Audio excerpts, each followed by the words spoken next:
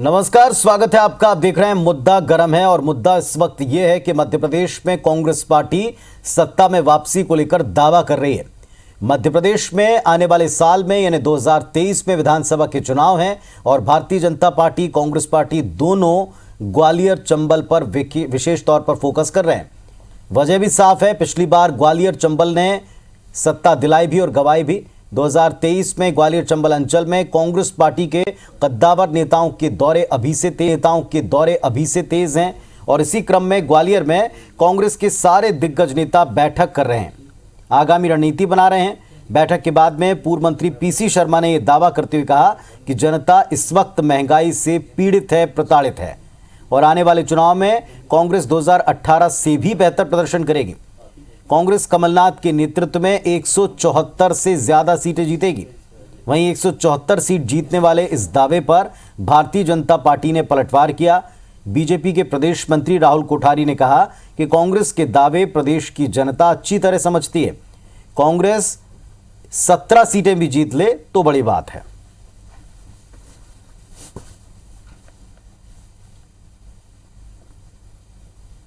क्योंकि जनता प्रताड़ित है महंगाई से, डीजल, पेट्रोल, रसोई गैस, बेरोजगारी, लोहा, सीमेंट।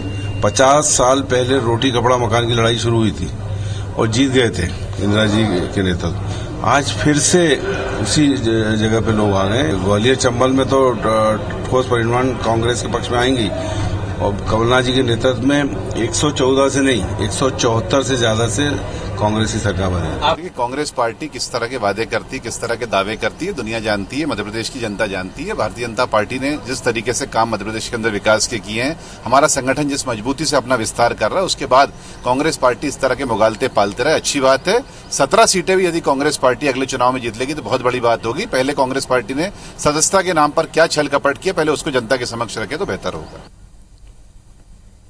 तो मुद्दा गर्म है। एक तरफ दावा है कि हम 174 सीटें या इससे ज्यादा जीतेंगे, तो दूसरी तरफ कह रहे हैं कि 17 सीटें भी जीत जाएं तो बड़ी बात है। जनता सच्चाई जानती है, जनता तो वाकई जानती है दावों को लेकर, वो बातें सुनती है और वक्त आने पर अपना जवाब दर्ज कराती है। लेकिन इस वक्त बारी है जवाब देने की दोनों पक्षों के, दो बहुत ही समर्थ नेताओं के। हमारे साथ में स्वदेश शर्मा जी हैं जो कांग्रेस पार्टी की तरफ से अपनी बात रखेंगे और राजपाल सिंह सिसोदिया जी हैं जो भारतीय जनता पार्टी का पक्ष रखेंगे। आप दोनों को नमस्कार, बहुत स्वागत है आपका। इस वक्त मुद्दा गर्म है साहब, और मुद्दा गर्म इसलिए क्योंकि कांग्रेस ने दावा किया। स्वदेश शर्मा जी, कांग्रेस के दावे के पीछे आधार क्या है? डॉक्टर पुनीत जी, आधार, सबसे बड़ा आधार तो ये है कि ग्वालियर चंबल संभाग में जिस तरह से पहले प्रदर्शन कांग्रेस ने किया था, अब ये कहते हैं कि वो सिंधिया जी की वजह से था, लेकिन बाद में सिंधिया जी के चले जाने के बाद जब बाई इलेक्शन हुए, उन बाई इलेक्शन में ग्वालियर चंबल संभाग में हमने 9 सीटें जीती और 1 सीट तो वह भी जीती जिसमें सिंधिया जी ने ग्वालियर पूर्व में भाजपा को वोट डाला था, वो कांग्रेस को जीती। वहाँ से हमारा विधायक ग्वालियर पूर्व सतीश सिकरवार चुनाव जीते। तो कुल मिला के सिंधिया जी की हवा उसी समय निकल गई। और उसके पहले भी हालांकि हवा निकल गई थी कि वो खुद लोकसभा का चुनाव छोटे से कार्यकर्ता से हार गए थे। लेकिन अब बात करें बिंद में पहले हम कमजोर थे, लेकिन अब वहाँ जिस तरह से राहुल भैया ने अपना कार्य प्रारंभ किया है, लोगों के बीच में दिन रात काम कर रहे हैं, जो चले गए थे पार्टी छोड़कर वो वापस आने का सिलसिला लगातार चल रहा है, तो इससे बिंद हमारा मजबूत होता चला जा रहा है। तो हमारे दावे ऐसे नहीं है जैसे अमित शाह जी 2018 में आए थे और बोले थे अब की बार 200 पार। हस्त्र क्या हुआ था? कांग्रेस को जनादेश मिला था, सरकार कांग्रेस की बनी थी। हमारा ऐसा नहीं है, हम धरातल पर बात करते हैं। हमारी बात हम जानते हैं। हमारे मित्र है विद्वान प्रवक्ता में, आपके माध्यम से इनसे पूछूंगा, 120 रुपए लीटर का ये डीजल पेट्रोल डलवाते हैं, क्या इनकी किसी आर्थिक स्थिति पर कोई असर नहीं पड़ता? ये जवाब दे दें इस बात का। अब बताइए, आज 50 रुपए गैस के फिर बढ़ गए, डीजल के हम लगातार बढ़ते देख रहे हैं। सारी चीज़ें, यहाँ तक कि सीमेंट, कपड़ा, रोटी, मकान, सरिया, साबुन, शैम्पू, हर चीज़ महंगी होती चली जा रही है। महंगाई चरम पर है। जिस महंगाई को डायन कहा जाता था जब हमारी सरकार थी, जबकि इतनी महंगाई नहीं थी उस वक्त, आज स्थिति ये है कि लोग रोजाना की रोजमर्रा की चीज़ें खरीदने के लिए विवश हो रहे हैं, परेशान हो रहे हैं, नहीं खरीद पा रहे हैं। जो चलिए, तो आधार है कांग्रेस पार्टी का वहां पर मजबूत होना, सिंधिया के बिना भी, और आधार है जनता का महंगाई से त्रस्त होना, प्रताड़ित होना, और इसका जवाब जनता देगी। सिसोदिया साहब, दावे का आधार उन्होंने बता दिया। आप कह रहे हैं केवल 17 सीटें जीत जाए तो बड़ी बात है, आपको क्यों लगता है ऐसा? पीसी शर्मा का यह कहना कि 174 सीट पर कांग्रेस जीतेगी, किस आधार पे है, यह आधार समझ में नहीं आ रहा है। जो कांग्रेस जिला स्तर तक के गठन नहीं कर पा रही है, जिस कांग्रेस का संगठन खरगोन, खंडवा, बुरहानपुर, निमाड़ का जो क्षेत्र है वहां पर जिला अध्यक्ष नहीं बना पा रहा है, वो किस आधार पर 174 सीट पर जीत के आएगा? प्रश्न मेरा ये है। जहां भारतीय जनता पार्टी मतदान केंद्र के ऊपर अपने असेट के रूप में त्रिदेव, हमारे जो 3 कार्यकर्ता है, बूथ अध्यक्ष, बूथ संयोजक और बूथ का बीएलए, उनके माध्यम से सरकार की योजनाएं, जन कल्याणकारी योजनाएं और पोलिंग पे काम करने की स्थिति में वहां कांग्रेस की उलट अगर स्थिति देखें तो इनके अभी जिलाध्यक्ष ही नहीं बन पाए हैं। तो ऐसी परिस्थिति में ये किस आधार पे कह रहे हैं? मैं नहीं समझता हूं इनके पास आधार है। सिर्फ इसलिए कहना पड़ रहा है इनको कि जो भगदड़ मची हुई है कांग्रेस में, जिस प्रकार से कांग्रेस के कद्दावर नेता युवा तुर्क बीजेपी में ज्वाइन कर रहे हैं, कांग्रेस छोड़ के भग रहे हैं, उस भगदड़ को रोकने के लिए ये मुंगेरी लाल के हसीन सपने हैं कि कुछ भी आंकड़ा बोल दो कि हम 2023 में इतने मतों से जीतेंगे या इतनी सीटें प्राप्त करेंगे, और उस पे हम बहस करने लग जाएं बिना आधार, बिना सिर की बात पर। मैं समझता हूं मैंने पहला प्रश्न सिसोदिया साहब आधार को लेकर पूछा और उन्होंने 2 आधार बताए, और दोनों आधार में एक पिछले उपचुनाव का उदाहरण दिया और आधार के तौर पर उसे मानते हैं, और आज की तारीख में महंगाई को लेकर भी उन्होंने एक आंकड़ा रखा है। आप चाहें तो इन दोनों के उत्तर दे सकते हैं। आपका सवाल तो मैं उनसे पूछूंगा। सतीश सिकरवार जी का नाम लिया। कौन है सतीश सिकरवार जी? हमसे असंतुष्ट होके गए ना, हमारे साथ युवा मोर्चा में प्रदेश उपाध्यक्ष थे।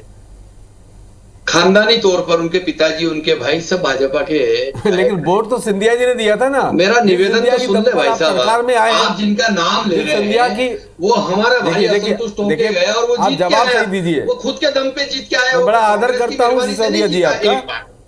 एक बात। दूसरी बात ये कि आप महंगाई की अगर बात कर रहे हैं तो बढ़ती कीमतों की सिंधिया जी अगर हम के बात गद्दारी करने और पर आपको ये सिंहासन मिला मुख्यमंत्री का, जब वो अपनी सीट नहीं जिता पाए, जिस सीट पे उन्होंने खुद वोट डाला था, ग्वालियर पूर्व 16 नंबर। सुने आप बोल रहे थे जब मैं वो कांग्रेस जीती। सुने आपने जो नाम लिया, आप रिपीट कर रहे हो ना, तो इस बात का जवाब दो। आपका नहीं था वो नाम, कहीं ना कहीं भारतीय जनता पार्टी से असंतुष्ट आया हुआ गया हुआ जिनकी दम पर आप चेत रहे, जिनकी दम पर जो लगातार नरेंद्र सिंह आप सुनने ना स्वदेश जी, आप तो बहुत अच्छे प्रवक्ता है, पंडित नरोत्तम मिश्रा आप तो समझदार प्रवक्ता है। आप ऐसे कब से हो गए भाई? आप क्यों बोल रहे हैं? चंबल का हूं मैं, माना कि आप 174 सीट में नहीं जीत रहे हैं, पर आप बोलने क्यों रहे स्वदेश जी? सिंधिया जी उनको हराने के लिए अरे स्वदेश जी लगा देंगे, मतलब सिंधिया ही भाजपा को खत्म करने पर तुले हुए हैं, और कांग्रेस अपनी जमीन पर जमीन लड़ाई लगातार लड़ रही है, और लगातार लड़ने का सबसे बड़ा प्रमाण इसी बात से लगाया जा सकता है कि 22। चलिए स्वदेश जी, आप उनकी बात का उत्तर दे दीजिए। आप पहले उनकी बात का उत्तर दे दीजिए। उन्होंने कहा आप जिला अध्यक्ष तक चुन ना पाए, और अब आप उनके त्रिदेव तैयार है, मतलब एक बूथ के ऊपर उन्होंने एक संरचना तैयार कर दी है, सारे बूथ को डिजिटलाइज कर दिया है। ये उनको लगता है कि उनकी मजबूत जीत का आधार बनेगा। वो आपसे पूछते हैं, आप तो जिला अध्यक्ष भी चुन ना पाए, अभी बना ना पाए। देखिए, हमारे यहाँ चुनाव की प्रक्रिया चल रही है, आपको भी जैसा पता हो, सदस्यता अभियान जो चल रहा था, ये चुनाव की हमारी प्रक्रिया है, और ये चुनाव जब नज़दीक आता जाएगा निश्चित रूप से ये परेशान होते रहेंगे, लेकिन जब ये चुनाव हो जाएगा, ब्लॉक अध्यक्ष का, जिला अध्यक्ष का, प्रदेश अध्यक्ष का, राष्ट्रीय स्तर का, क्योंकि हमारे यहाँ आंतरिक लोकतंत्र पूरी तौर पर कायम है, हमारे यहाँ थोपाथापी नहीं होती। आकस्मिक किसी घटना दुर्घटना तो बीजेपी परेशान है आपके यहाँ के चुनाव से, ताकि कार्रवाई चलती रहे, लेकिन हमारे यहाँ चुनाव हो, और चुनाव करीब है, 1 महीने के अंदर चुनाव हो जाएंगे। उन चुनाव में जो लिस्ट जारी होगी, जो जिला अध्यक्ष बनेंगे आपको दिखाई दे जाएंगे। सिसोदिया साहब, क्या बीजेपी परेशान है? कांग्रेस पार्टी की संरचना जैसे मजबूत हो रही है जमीन पर? देखिए, बुरहानपुर, खंडवा, खरगोन के 3 जिला अध्यक्ष का हटने का कारण ये रहा था कि अरुण यादव के गुट के वो होते थे, और जब चुनाव हारे लोकसभा का उपचुनाव, तो इनको हटाया गया था, बेइज्जत करके हटाया गया था। अब कमलनाथ जी के गले में वो हड्डी फंस गई है, लेकिन कि वो ना तो नए बना पा रहे हैं कि खरगोन ना तो वो नए बना पा रहे हैं, ना इलेक्शन कर पा रहे हैं। पिछले 6 महीने से हम यही सुन रहे हैं कि कांग्रेस का आंतरिक चुनाव हो रहा है।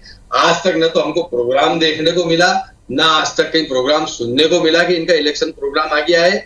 टोटल फर्जीवाड़ा चल रहा है, टोटल कांग्रेस के नेता आपस में गुत्थम गुत्था हो रहे हैं, टोटल जो है कांग्रेस के दोनों बड़े नेता जो है अपने अपने नकारात्मक को स्थापित करने में लगे हुए हैं, और ये इनको कोई जनता से या जनता की समस्याओं से कोई लेना देना नहीं है।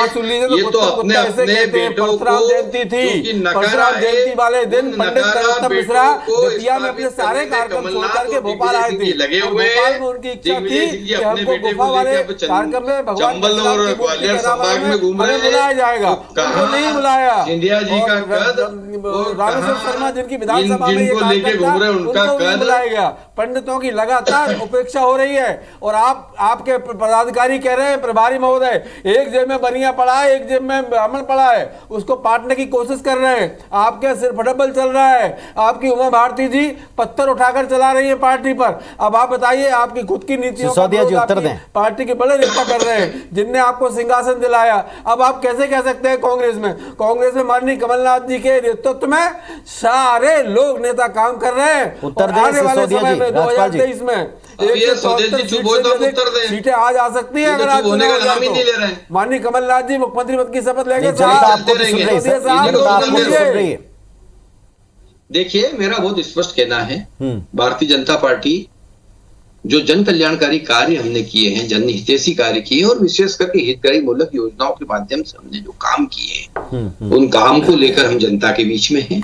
एक कार्य बता दीजिए, मध्य प्रदेश किया आपने, कोरोना में 2.5 लाख लोगों को प्राण ले लिए। स्वदेश जी, आप तो ऐसे नहीं थे साहब, क्या गर्मी अर्मी चढ़ गई क्या सिर में? क्या हुआ? त्रिपुरा चूर्ण माध्यम में बोल 40 लाख रुपए बर्बाद कर दिए। ना वो चूर्ण हमें मिला था, ना आपको मिला था। भ्रष्टाचार चरम पर है। अरे साहब, आदिवासियों की हत्या हो रही है। आदिवासी की हत्या भी कौन कर रहा है? आपके बजरंग दल और आरएसएस के लोग उनको बचाने का कोशिश कर रहे हैं आप। अब आपने ये देखा कि पिछले 18 के चुनाव में आदिवासियों से आपको सीटें नहीं मिली थी, कांग्रेस को बम्पर सपोर्ट मिला था। अब आप जबरन उनको हताश करके, उनकी हत्याएं करवा करके, आप प्रेशर बनाकर स्वदेश जी देना चाहते हो। भारतीय जनता पार्टी जिस अंचल में आपका मंथन चल रहा है, जमीन का काम, स्वदेश जी प्रश्न सुन लीजिएगा, जिस अंचल में आपका मंथन चल रहा है उस अंचल में सिंधिया के बिना अब की बार आप हैं और सिंधिया के साथ अब की बार बीजेपी है। मुकाबला आप कैसे करेंगे, ये बीजेपी ने हर बार सवाल उठाया।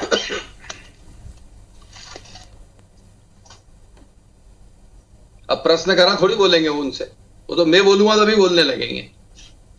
पहले बात में मैंने कहा है कि ये सिंधिया जी की दम पर कांग्रेस की सरकार इनने पटकी और ये आके कांग्रेस भाजपा की सरकार बना ली। फिर जब बाई इलेक्शन हुए तो उस संभाग की 9 सीटें कांग्रेस जीती, सिंधिया के बिना ही जीती ना, माननीय कमलनाथ जी के नेतृत्व में जीती ना।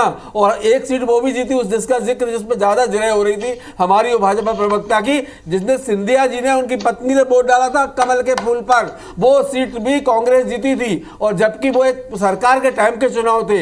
अब 2023 में इनकी सरकार नहीं रहेगी, जनता स्वतंत्र रहेगी और जनता बहुत अच्छे से मतदान करेगी। और आप देख लीजिएगा, अब महल में गिरवी नहीं रखी है कांग्रेस ग्वालियर चंबल संभाग में। संभाग का कार्यकर्ता, आप खुद ही कांग्रेस के बारे में एक बड़ी गंभीर बात कह रहे हैं, महल में गिरवी नहीं रखी कांग्रेस, अब की बार आपको कांग्रेस का असल स्वरूप देखने को मिलेगा। सिसोदिया जी, राजपाल जी, क्या वैसी सिर फुटाउल वहां है ग्वालियर चंबल में, जहां पर अब सिंधिया की वजह से या उनके दबाव में आपको निर्णय लेने पड़ते हो, लोगों को आगे करना पड़ता हो, या पार्टी के पुराने कार्यकर्ताओं से ज्यादा महत्व उनको देना पड़ता हो, जैसा कांग्रेस का बार बार आरोप है? मैं इस डिबेट में कुछ भी नहीं बोलूं तो भी स्वदेश जी सेल्फ डिफेंस में सेल्फ गोल इतने करेंगे कि ये खुद हार रहे हैं इस गेम के अंदर। वो खुद ही गोल कर रहा है। वो कह रहे कि कांग्रेस जो है अभी तक सिंधिया जी क्या गिरवी थी, ऐसा नहीं है, गिरवी थी आपके पास बोलने को कुछ है नहीं, क्योंकि आपके नेता कहते हैं अब की बार 200 पार पूरे प्रदेश, मतलब आपकी पार्टी गिरवी थी, अब मुक्त हो गई, तो अब गोविंद सिंह जी क्या गिरवी रख दी आपने? अंतर क्या पड़ा? अगर आप ये मानते हो कि अभी तक आपकी पार्टी गोविंद सिंह जी एक जमीनी वह कार्यकर्ता है, वह कार्यकर्ता है जिसके राजा और रंग सब बराबर है। वो कभी अमीर और गरीब नहीं करते। वो एक ऐसे विचार है डॉक्टर गोविंद सिंह जिनकी आप बात कर रहे हो। माननीय कमलनाथ जी के नेतृत्व में डॉक्टर गोविंद सिंह जी पूरे मध्य प्रदेश को नापेंगे और वो एक एक कार्यकर्ता पार्टी की सबसे बड़ी पहचान ही है कि वो कार्यकर्ता के साथ हमेशा खड़े रहते हैं। गिरवी रखने वाली बात तो दिमाग से हटा दो आप, और जनाधार वाले कार्यकर्ताओं को निश्चित स्थान दिलाने में पूरा तन मन धन से ताकत लगाते हैं। तो डॉक्टर गोविंद सिंह जी से इतनी भयभीत ग्वालियर चंबल संभाग में सिंधिया होंगे, मैं समझता हूँ कोई दूसरा नहीं होगा। माननीय मुख्यमंत्री जी ने उनको बधाई दी, माननीय गृह मंत्री जी ने बधाई दी, माननीय रंजीत तोमर ने बधाई दी, लेकिन माननीय सिंधिया जी ने बधाई नहीं दी क्योंकि वही सबसे ज्यादा परेशान है। उनको ये पता है डॉक्टर गोविंद सिंह है उनके सामने। गोविंद सिंह जी कैसे नेता प्रतिपक्ष बने आपको मालूम है अच्छी तरह। रातों रात उन्होंने पूरे नेतृत्व को नाको चने चपवा दिए थे। कमलनाथ जी से लगा के पूरी कांग्रेस घबरा गई थी कि गोविंद सिंह जी को अगर नेता प्रतिपक्ष नहीं बनाया तो उन्होंने आपको नहीं पता ये सब, के प्रवक्ता हमें पता है ये सब कमलनाथ जी की रणनीति का हिस्सा है और कमलनाथ जी की रणनीति से भारतीय जनता पार्टी प्रभावित है। और भारतीय जनता पार्टी ये समझ रही थी कि डॉक्टर गोविंद सिंह को शायद नहीं बनाया जाएगा, लेकिन माननीय कमलनाथ जी ने रणनीति पहले ही बना ली थी, बस मौके का इंतजार था कि कब हमें छक्का मारना है और उन्होंने सही समय पर सही बॉल पर सही। सिसोदिया जी 17 सीटें जीतेगी ये बीजेपी ने कैसे तय कर लिया? आपने एक सवाल उठाया था कि 174 का आंकड़ा कैसे बता रहे हैं, तो आपने 17 ही सीटें जीतेगी या उससे कम जीतेगी कैसे तय कर लिया? सीधी सी बात है कि जिस प्रकार से कांग्रेस मध्य प्रदेश में अभी चल रही है,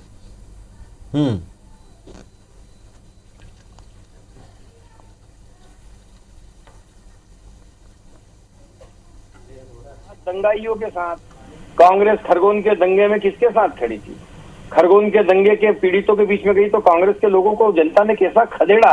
तो इससे भी अगर इनको अकल नहीं आ रही और समझ में नहीं आ रहा तो इनका भगवान ही भला करे।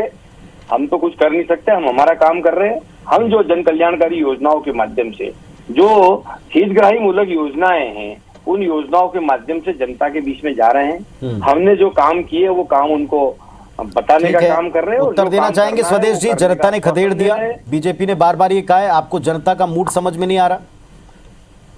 कमलनाथ जी के नुमाइंदे देखिए ये भारतीय जनता पार्टी और आरएसएस के लोग हैं, जब इनके लोग आदिवासियों की हत्या कर देते हैं और उनके तार जुड़े दिखाई देते हैं इनके संगठनों से, तो इनके संगठनों से तार जुड़े होने का अर्थ ये है कि जनता परेशान है, जनता फौरी तौर पर राहत चाहती थी, जनता बिल्कुल यहाँ किसी भी तरह के दंगे और सांप्रदायिक तनाव नहीं चाहती, शांति चाहती है, लेकिन सांप्रदायिक सौहार्द बिगाड़ने का काम प्रतिस्पर्धा में इनकी भाजपा के प्रदेश इकाइयों के लोग हैं, इनके केंद्रीय नेतृत्व के लोगों ने आदेशित किया है कि कौन कितनी प्रतिस्पर्धा में आगे हो सकता है। सांप्रदायिकता आपको ज्यादा से ज्यादा फैलाओ ताकि हम चुनाव जीत सके, लेकिन इनका ये प्रयास ही रहेगा, कभी सफल नहीं हो सकते। आने वाले समय में मध्य प्रदेश सहित पूरे देश की जनता, देश का युवा इस बात को समझ चुका है। युवा पकौड़ा तोलने पर मजबूर है, पकौड़ा तलेगा युवा।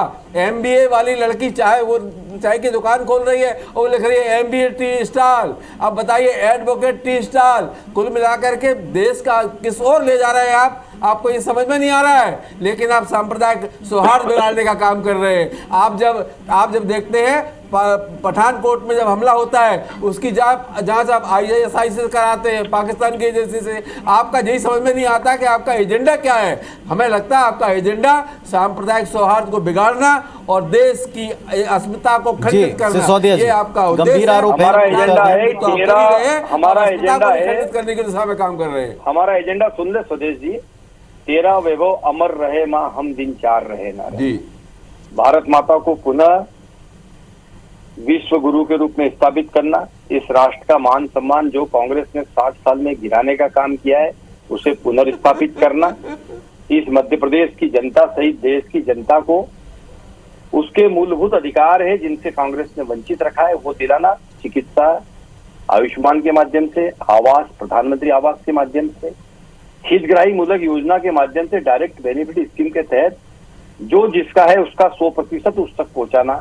हम कांग्रेस जैसी बात नहीं करते हैं। राजीव गांधी कहते थे कि 1 रुपया भेजते हैं तो 15 पैसे मिलते हैं, हितग्राही को 85 पैसे पाइपलाइन में लीकेज हो जाते। अब मोदी जी का युग है, 1 रुपया मोदी जी भेजते हैं तो हितग्राही के पास में ₹1.25 में। चलिए सिसोदिया जी, बार बार एक बात कही जा रही है कि जो महंगाई है ना, महंगाई हो या इस तरह के दंगों वाला वातावरण हो, इस पर जो आरोप है इसको जनता सीरियसली लेगी और इस आधार के ऊपर वो अपनी जीत को देखते हैं कि भाई इस आधार पे जीत मिलेगी, क्योंकि जनता बहुत से मुद्दों पर इन दिनों परेशान है।